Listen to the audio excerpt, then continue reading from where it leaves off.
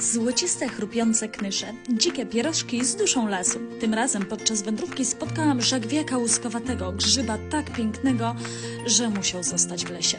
Ale inne, delikatne, jędrne boczniaki mogłam zabrać ze sobą. Stały się sercem farszu, który połączyłam z aromatem świeżych ziół. Już w niedzielę o 18:00 zapraszam Cię do mojej kuchni na knysze leśnej botaniczki. Danie inspirowane pograniczem, opowiedziane smakiem. Zaobserwuj, aby nie przegapić premiery. Concordia Vitae, bardzo zdrowej przyszłości. Do zobaczenia.